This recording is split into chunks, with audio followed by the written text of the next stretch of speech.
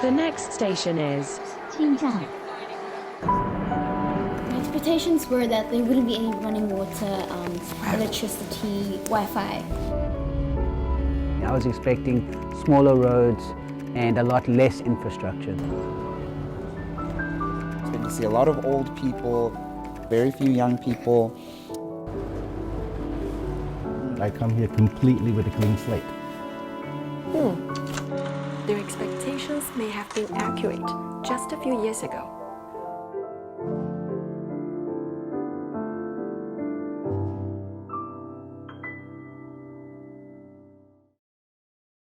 Hello, I'm Michael. I'm from Malaysia. I've traveled all over Southeast Asia and this is the first time I'm in China. I'm really excited.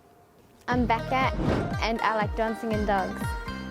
Okay, I'm Sean, I'm her father. We're from South Africa and I'm really enjoying China. I love China.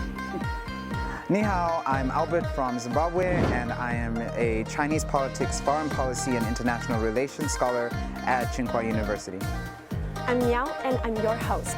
For this episode, we have traveled all the way to the county of Jinzhai, about 1,000 kilometers south of Beijing, to find out how China is ending rural poverty.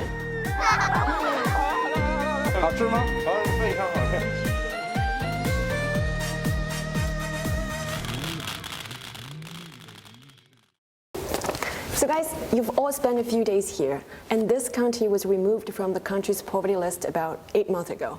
What were you expecting to see, and what has surprised you the most? Becca? My expectations were that there wouldn't be running water, Wi-Fi. Here I was surprised at all the TV. It's like the old and the new together. The amount of infrastructure that is available, that is what really shocked me. I was expecting smaller roads and a lot less infrastructure than what there is here. Like when I asked, do you have Wi-Fi here? And they gave me the password straight away. So you live in Hefei. How did you get to this village in the mountains? We came by car. For how long? 3 hours. How was the trip? It was very comfortable. You hear, oh, we're going to a village in the mountains, and then you expect the roads to be rough. You don't expect them to be as smooth and as comfortable. I've been enjoying the scenery and the roads. What were you expecting to see earlier? I was expecting to see a lot of old people, very few young people. I was expecting to see less technology, the infrastructure to be there, but not really, it's more oriented towards getting business in rather than getting business out. I was surprised at how someone's health insurance really was a big game changer in terms of determining their ability to participate in the economy. So I've been to all 10 Southeast Asian countries, working in tandem with the local NGOs. So I've been in many, if not most of your smaller villages and hamlets, so that I come here completely with a clean slate. Similarities between a village in China and the villages in Southeast Asia is remarkable. The openness, the friendliness, the charm, traveling from one location to the other is simply amazing. That smile that was so genuine, I have to say that it was magical. Have you guys made new friends here? I would love to hear their stories. Like we met a former farmer who now sells his goods online thanks to the government subsidization. And he really has a massive online presence. I think he had like maybe 50 million views for one of his videos. I was in one of his videos and I'm pretty sure I reduced his following. Becca? Well, I've met a little girl from where I'm staying. Her name is Pan. She's the child of your host family, right? Yeah. Oh, wow. What did you guys do? Well, the first morning I was here, we walked by the river. We made little rock monuments. Oh, wow. Yeah, threw rocks into the water. We didn't really talk much because of her English wasn't very good and my Chinese is terrible. So we just communicated with smiles and gestures. WeChat? No translation? Yeah, and lots of love. No, but I spoke a lot to the host family. I was finding out a lot about how much the government has helped her, but also how much she's actually put into, and she says a lot of it she borrowed from other people in the community. Again, that built up the whole community feeling out here in the village, that they're helping each other. She said she was one of the poorest, families in this whole community, and now she's doing quite well. I had a very similar experience with the store that was operating as the distribution center for incoming parcels. Again, he borrowed a sum of money from his friends and relatives. I was just about to ask Michael because you have the chances to meet the bees, the sheep, the pigs. birds. So I was going to ask, like, did you make Yeah. new human friends? So that would be the delivery guy. Then you have people like the beekeeper who moved out of the city back to this community, literally living in the hills, operating a bee farm and a goat and sheep farm. So when you start hearing things like that, then you really open your eyes. Didn't we meet someone who was working here in the village and was sending money to her father in Shanghai? I mean, this is like... Really? Yeah. Oh, I didn't know that. Which So- one? Lady at this one store here, her father's in Shanghai now as well. So you all joined the New Year celebrations with the villagers, right? How was that experience? And Becca has to take this one first. It was really awesome. I had so much fun dancing with the locals and eating their food. It was really fun. And I really liked the fireworks. How about dancing with local villagers? That was the best part. Fun, we got to really engage with the community. And when they found out I don't eat meat, they gave me so much food that was just cooked vegetables, and I barely ate dinner because of it. So it was a lot of fun, a lot of eating, a lot of dance. Right now has died. So does anyone know where China's poverty line stands? Anyone? Yes. Go ahead. It is $1.30, which is different from the World Bank standard, which is $1.90. So I've read that China's poverty line stands at 2,300 yuan per person per year at 2010 prices, but this is not a fixed number. So it's adjusted every year to reflect the inflationary pressure. Also, purchasing power parity, or PPP, which compares different countries' currencies through a basket of goods, must be taken into consideration. Plus, China and the World Bank actually set their standards using prices in different years, 2010 and 2011 respectively. So according to 2011 PPP, China's poverty line is roughly $2.3 per person per day. And as you said, the World Bank standard is $1.90 per person per day. So long story short, China's poverty line is actually higher than that of the World Bank. Would you? So I think it is true. When you do the numbers and you actually see that China might actually be setting a higher bar for what is poverty. And in every country in the world, there's this massive debate over the definition of poverty and the poverty line. I think that it matters what it means to the people. But we all understand poverty elimination is not about numbers. It's about improving people's lives. And as Sean mentioned earlier, it's about offering opportunities.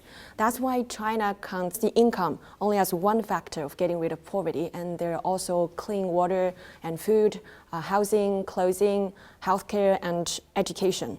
So does this definition make sense to all of you?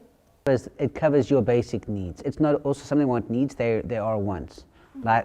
Like Wi-Fi. Wi-Fi is not exactly a need, but it can help you a lot. And that's why I think the government is very good at rolling that out, because that can help you to fulfill your wants: TV, internet, online shopping.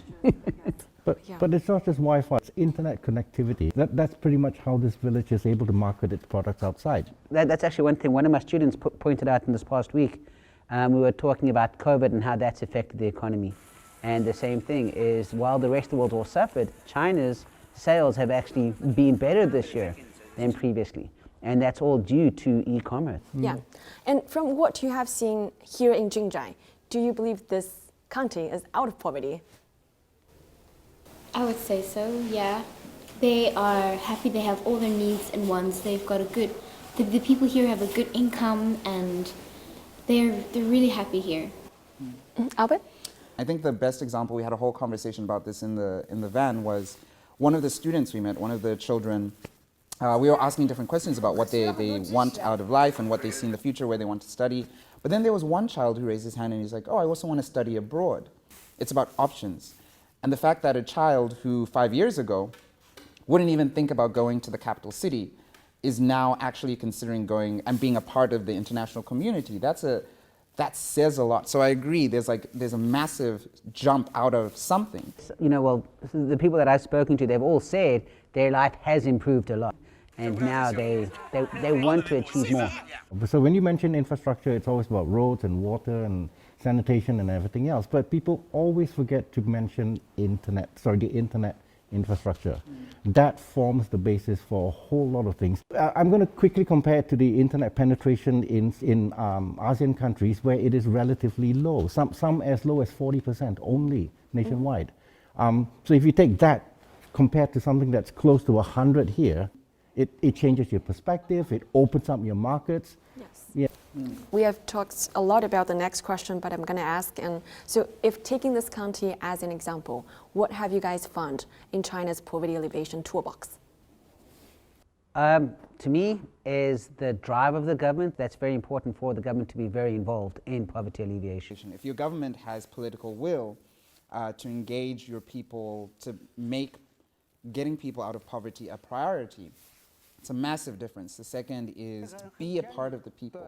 Make sure you are going there, asking them, what's happening, sitting down with them, having these conversations. It immediately changes the dynamic. Then there's medical infrastructure. Government has put in a decent amount of work. Yeah, I'm going to add on that. If you take an American person with a daily income of $1, and now we have COVID, the cost to put a person through 2 weeks of COVID treatment in America is $34,000. If you don't have insurance, if you don't have $34,000, which you will not have if your income is $1, you're in serious trouble. Here, it's free. Yeah. So these are not factored into GDP calculation, but when trouble strikes, there is a way out for these people. I think that's massively huge. It's and more it like makes a huge assurance that difference. people know they're being taken care of. Yeah, absolutely. Are these measures and achievements sustainable? Do you think these rural people would ever slip back into hardship? That's a difficult question to answer. I think if government stays involved, then the people will stay involved. Then I would put that responsibility into the hands of the people themselves. And if you look at the distribution center guy, the government gave him 10,000 yuan. He borrowed 300,000. Now, To start a business. that actually shows you how much he wants to get this business going. It's 10,000 seed money as opposed to 300,000 personal loans. I don't think he's ready to sit there and say, keep giving me money, keep giving money, because this is obvious. How do you think China is reaching poverty reduction targets set by the UN 2030 Agenda for Sustainable Development 10 years ahead of schedule? Sean? Again, I would, with infrastructure, especially like with Wi-Fi. For me, it's all about they were able to roll that out in time and get that through to them. Not forgetting that China is the world's largest market. It's relatively much easier to circulate the economy within your borders. Yeah? Yes.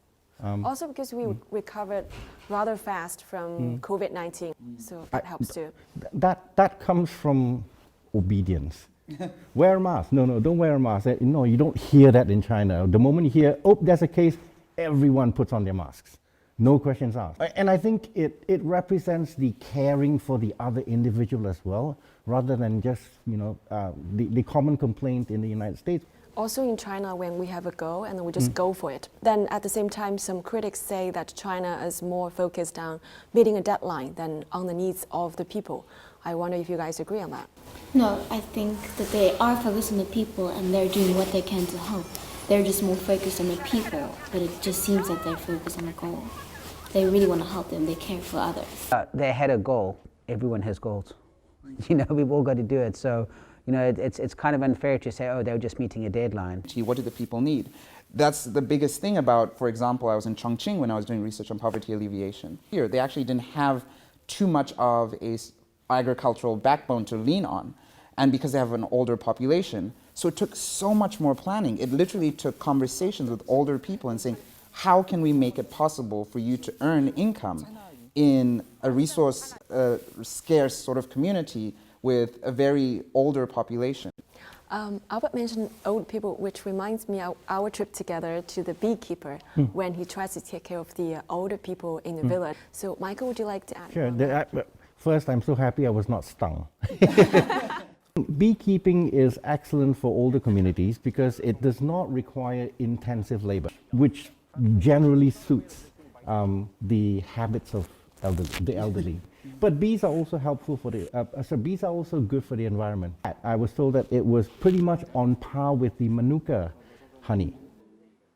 I think he also won 2 awards for his honey or something, and that begins to tell you a lot. I mean, this is... He did. Yeah, so... I'm going to continue and ask if you could take away anything from China's poverty alleviation efforts for your own country, what would that be? Well, right, I would say that they are constant in their helping the community. It's constantly re-evaluating it all the time. They continue re-evaluating, so if something doesn't work, they then change. Michael?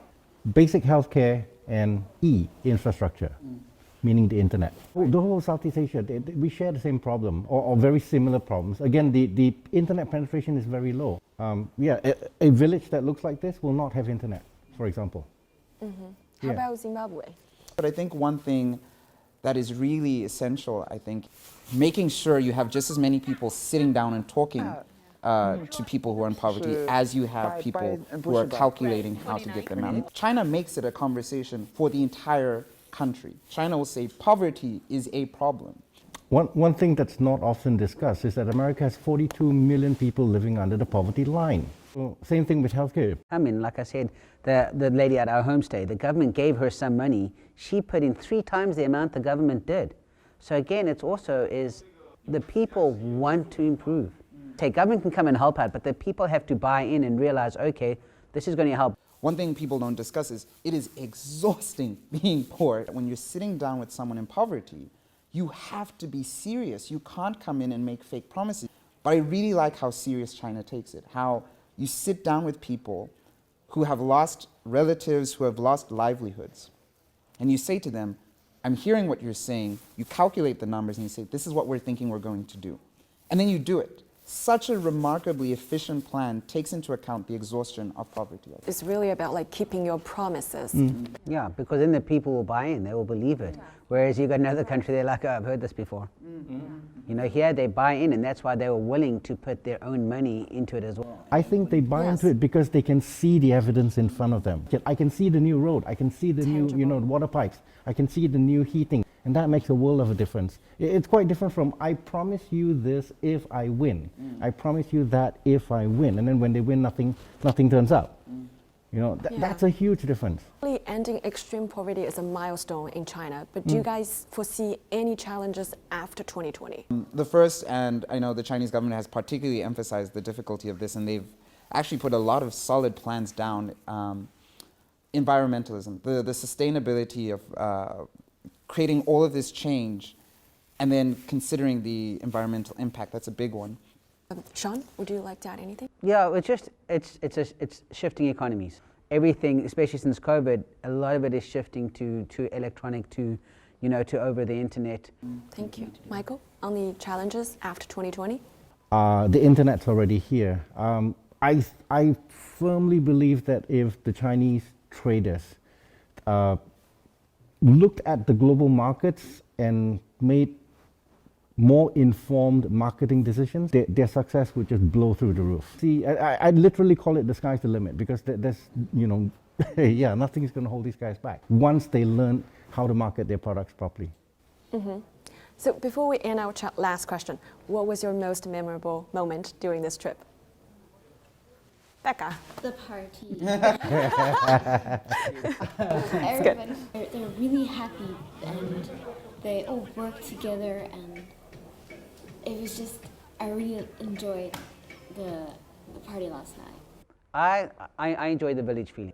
When you go there and you look at the people at the stores, they never buy their own stores. They're all in a group together talking, and then they will come and help you. You know, about the whole of China is the community feeling. But here you can really feel, the community togetherness. And then people recognize you already after 2 days. And they remember your names after one day. They come to you the next day, hello, Sean. I kid you not, this is my first trip to China. And I've always wanted to come to China because of David Copperfield when he walked through the Great Wall of China. So what I wanted to do was to be able to perform a magic trick in China. And I got that opportunity at the primary school. Not the massage, I guess. No. Maybe it was the pig's favorite moment. We went and we danced with these ladies who were preparing for the New Year celebration. And then the next day I see her. Yeah, and I was like, of course it's the lady. So I see her standing by her stall. And then she mentions her daughter's name. And I was like, oh, your daughter's really smart. She wants to go to Tsinghua. And she wanted to become a teacher. And it's just this nice network of change that you see. And then, of course, I bought half of the store. And now I'm just going to pray I don't go into debt. So it was a great moment, I think, yeah. That was interesting. I was there too. What got me was, so when I was translating, and then she said to me that, unfortunately, I cannot talk to him in English, but my granddaughter can. Yes. Yes. The kids in primary school, all started to be able to utter English. I was just shocked. Yeah, they were answering questions. Yeah, correct. Oh yeah, he got like a letter from... A number of them. A number? Really? Wow. Let me see if I have Whoa. them. I'm trying Suave. maybe I have it. Do you still have it? Hello, nice to meet you. I like it. But it was really funny. She came over, if you want to look at it. And yeah. It's the same thing, like there was a boy coming to me and said, can I have your cell phone number so that I can get back in touch with Michael and Albert? We were at Really? yes, thank you Albert, Becca, Sean and Michael. This village has a lot to celebrate and let's hope they will continue to work hard and keep on dancing. Right, Becca? Thank you. Thank you, thank you. Thank you, thank you, thank you. Ending poverty starts with ending impoverishment in minds and ideas. President Xi Jinping once said, when she visited Jinzhai in 2016, it was one of the poorest counties in the country. Today, it is among the 832 once impoverished counties thriving and working towards a more sustainable future. China has built its own pathways out of poverty, and it owes a profound debt of gratitude to organizations and countries that have helped. As the nation continues to progress, it is also giving back a basket of solutions on this global issue and a message of hope to the rest of the world.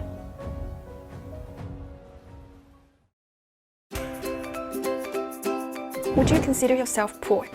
No. No. No, absolutely not. Poor, yeah. No, I'm not poor. How many people in your country live in poverty? No, I don't know. My wife would know. Not the exact number, but I know a lot.